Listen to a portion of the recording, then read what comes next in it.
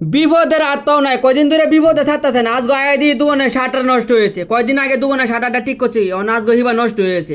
না এই দোকানে বেচা কিনা টিয়া পয়সার অভাব। ঘরে একজন করতেছে হারুন চা দেও দুইটা, আমি চিন্তা করলাম আচ্ছা শাটারের তলে দেখান দেয় কয়েকটা চা বেশি, কারণ না বেচলে তো হরে শাটারের দিন ঠিক করলাম টিয়া দাম করতে। পরে চাটা বানানি শুরু করছে, আমি চিন্তা করলাম যে শাটার ঠিক করতে করতে 1-2 ঘন্টা লাগবো। পরে শাটারে যেহেতু আঙ্গাইতারি না এনতে ভিতরে দিয়ে শাটা বানাইতেছি। ওরে আমরা এলাকার কয়েকজনের কাছে টিয়া চাইছিলাম, হাওলাত কেউই দিছে না। ওরে 1,000 টিয়া আনছি শেরপুর থেকে। শেরপুরে আমার এক পরিচিত বাইরে করলাম যে ভাই শাটারটা ঠিক করবো, আমি 1,000 টিয়া ফাটেন বিকাশে।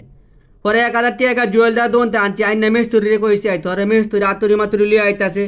আয়া পরে হ্যাঁ ইন্ডিয়া সব কিছু একটু দেখলো, দেখিয়া নষ্ট জিনিসটা কুইলে নিছে, কুইলে নেয়া কইতেছে এডি কুইলে নিতেছে, আমি একটু পরে আইতেছে। পরে দিয়ে হ্যাঁ গাছ তলে কারে গপ্প শুরু করে দিয়েছে। তো কতক্ষণ পরে হেলে আইসে শাটার মাটা ঠিক করবো, আমি বললাম ভাই তাড়াতাড়ি ঠিক করে দিন, কাস্টমার হাহাকার করতেছে চাল লাগিয়া।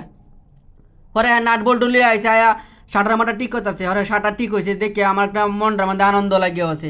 পরে চিন্তা করলাম কেতলি ডিয়ালা কলে ভরে লয়ে যায়, লয়ে আয়া কেতলি ডি বয়া চা বানানো শুরু করি। এই সর্বনাশটা করছে, 12টার সময় আসলাম, আমার সাইডে বাজছে শাটার ঠিক করতে করতে।